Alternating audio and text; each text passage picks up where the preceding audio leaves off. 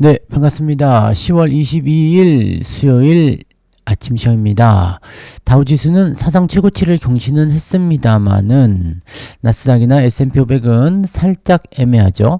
자, 일단 기술주들은 조금 약세를 좀 보였어요. 네, 원전, 그 다음에 양자, 그리고 전기차도 빠졌죠. 그 다음에 반도체도 소폭 하락세로 마무리됐습니다.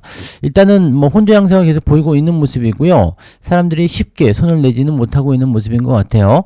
자, 다우지수가 올라가는 부분들에 대해서도 뭐 아직까지는 좀 애매하긴 합니다만 기업들의 실적이 좋게 나오면서 다우지수를 좀 끌어올렸다 이렇게 보시면 되겠습니다. 경기 전망에 대한 기대치가 조금 좋아서 다우지수가 좀 올라간 듯한 느낌이지만 상승폭이 이렇게 크진 않아요. 네. 하지만 이제 많이 올라갔었던 부분이었기 때문에 조금만 올라도 사상 최고치. 어제 우리 코스피가 0.2%밖에 안 올랐는데도 네, 사상 최고치 경신이잖아요. 그러니까 그런 식의 느낌이라고 보시면 되겠습니다. 전반적으로 분위기는 혼조 양상이고요. 트럼프가 또 오락가락 한다고 합니다. 그래서 트럼프 때문에인지 아니면 또 이제 뭐 다음 주에 있을 FOMC 또는 이제 셧다운 뭐 등등등 여러 가지 재료가 산재해 있기 때문에 거기에 대한 부분 때문인지 그건 좀 봐야 되겠습니다만 전체적으로 그렇게 썩 좋은 건 아닙니다만 근데 또 그렇게 또 나쁘지도 않은 좀 애매한 네, 조금 약간 재미없는 듯한 그런 느낌들이 계속 나오고 있다 보시면 되겠습니다. 뭔가 강력한 재료 네, 이런 게 나와줘야지 또 주가가 추가적으로 상승할 것 같은 느낌이긴 한데, 자, 어떻게 나올런지는 좀 두고 봐야 될 것 같아 보이죠? 네. 아마도 다음 주 말에 있을 에이펙, 요게 이제 가장 주가의 분수령이 되지 않을까 생각하는데, 좀 지지부진한 모습 이어가다가 기대감을 가지고 계속 올라갈 수 있지 않을까, 그런 생각이 좀 들고요. 기업들의 실적이 계속 좋기 때문에 거기에 대한 기대감은 계속 잡고 가시면 되지 않을까 보여집니다. 자, 뉴스를 보도록 합니다.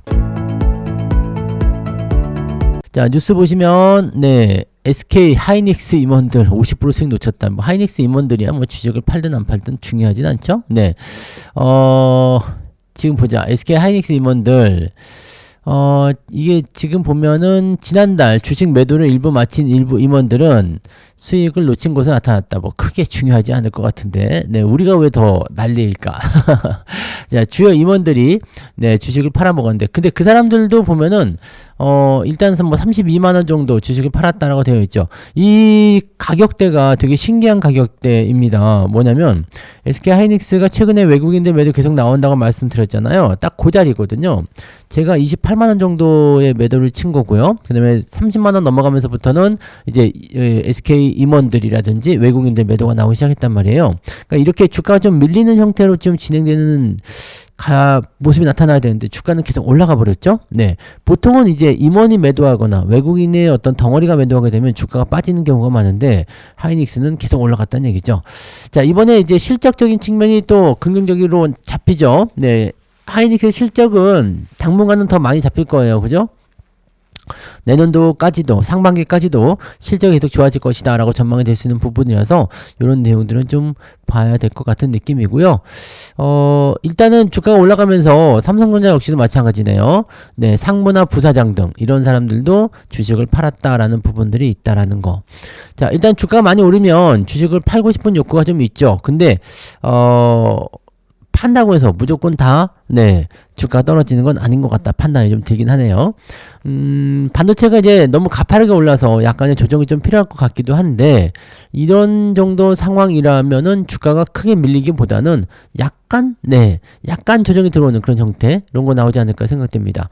50만 닉스 벽 넘어선 하이닉스 증권가는 64만원 간다고 얘기하고 있다. 자, 64만원 간대요. 네, 드디어 마의 50만 닉스 벽을 깼다. 근데 터치하고 내려온 거기 때문에 깼다라고 보긴 좀 애매하지만 네, 그래도 괜찮다고 생각됩니다. 그리고 이 목표 주가 같은 거 계산할 때 보시면은 지금 64만원까지 예상이 나왔고 어떤 증권사는 68만원까지 잡았더라고요.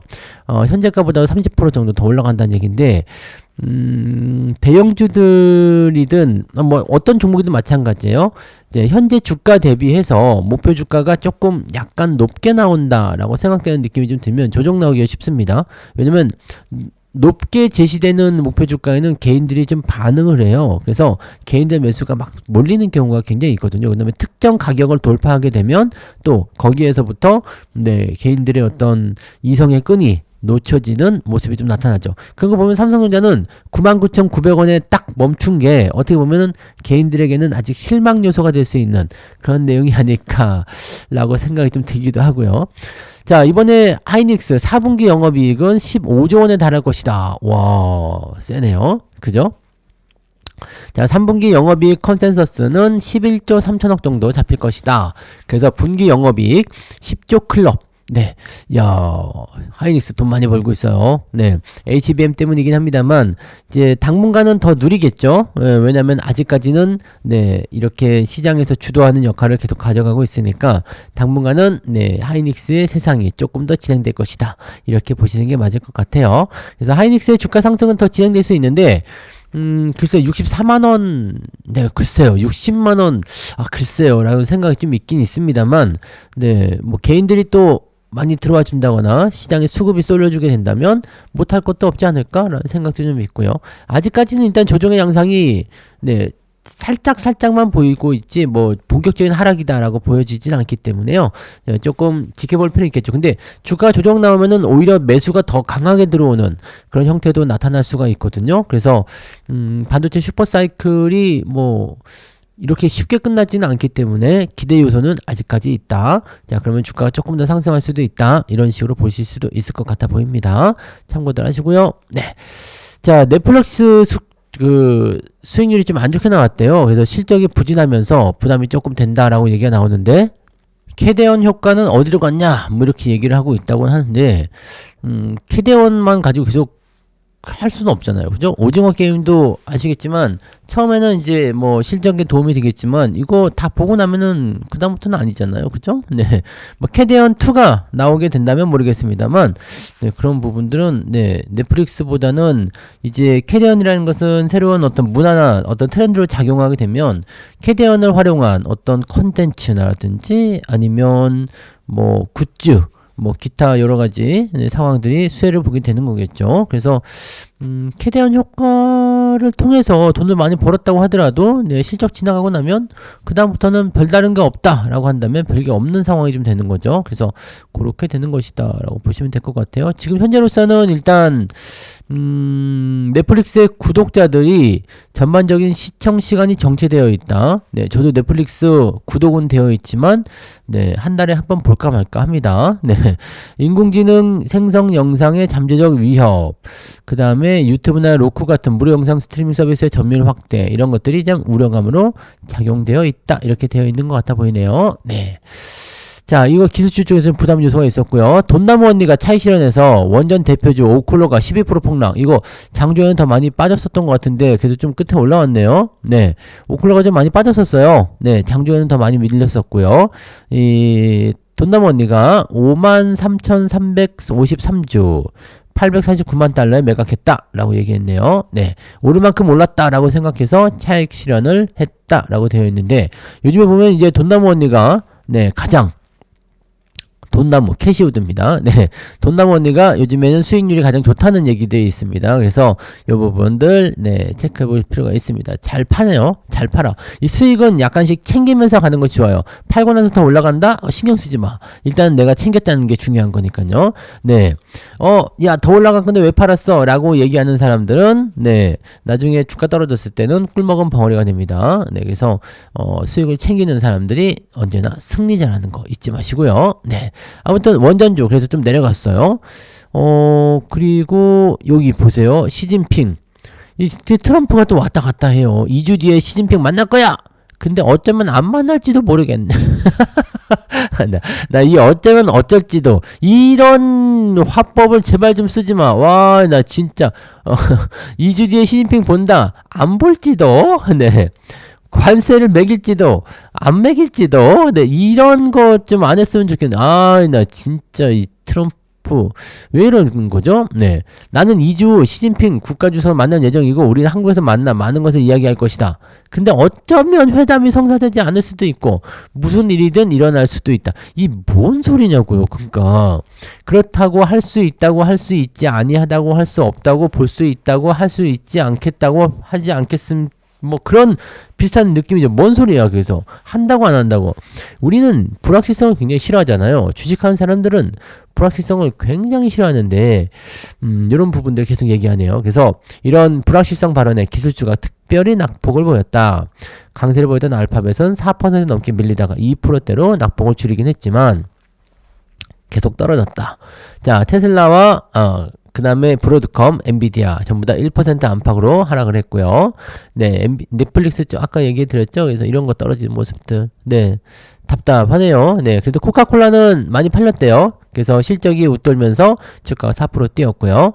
GM이 많이 올랐어요. 15% 정도 올랐는데 깜짝 실적. 네, 아무래도 이제 자동차 쪽에 대한 부분들은 관세에 대한 이야기가 있다 보니까 아무래도 미국 내에 있는 자동차 기업들의 실적이 조금 증가하는 모습으로 가는 거 아닌가 이런 생각이 좀 들긴 합니다. 그런 정도 있었고요.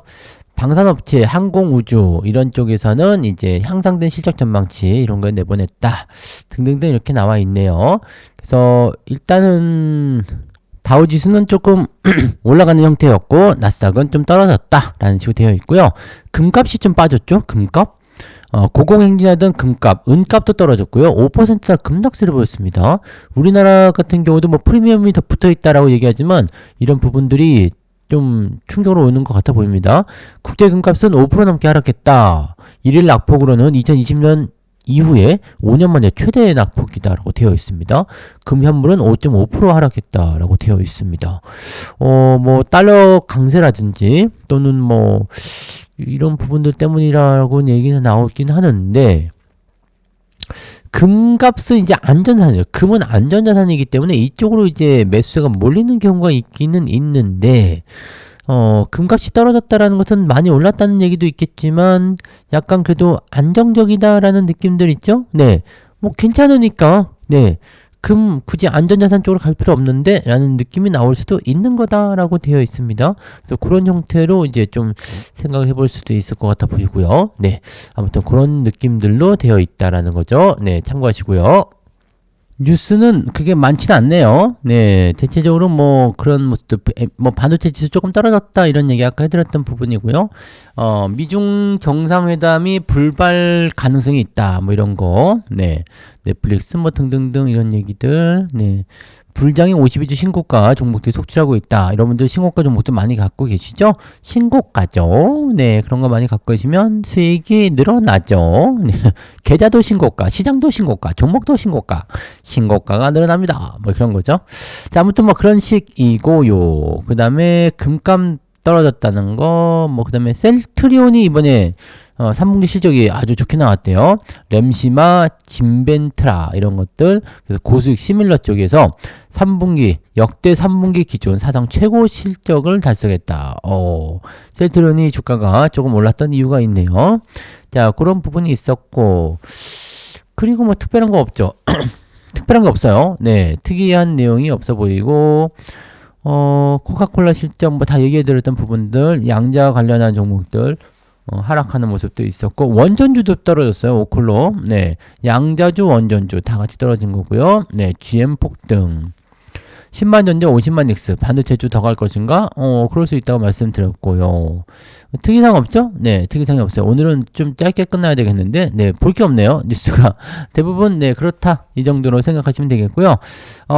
일단 어제부터 시작해서 약간의 수급적인 어떤 측면에서의 변화라든지, 그 다음에 단기적으로 치고 올라간 부분에서 약간의 차익 매물, 이런 것들이 나오긴 했는데, 뭐 시장에 특별하게 어떤 나쁜 이슈나 이런 것들이 나오지 않는다라면 일단은 괜찮아 보인다 라고 생각할 수 있어서 좀 더 여유 있게 네, 지켜보시면 좋을 것 같아요. 다만 이제 주가가 단기적으로 조정을 좀 받을 수 있는 가능성 이런 부분에 대해서는 계속 열어놓고 보셔야 될 것 같습니다. 그래서 그 정도까지 참고하시면 좋을 것 같아요.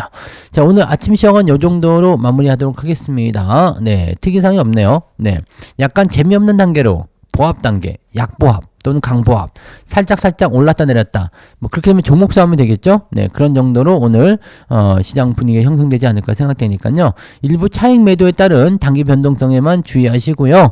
네, 그냥 편안하게 원래 하시던 대로 하시면 될 것 같습니다. 저는 장중시장 때 다시 올게요. 오늘도 파이팅 하시고요. 좋은 하루 보내시기 바랍니다. 고맙습니다.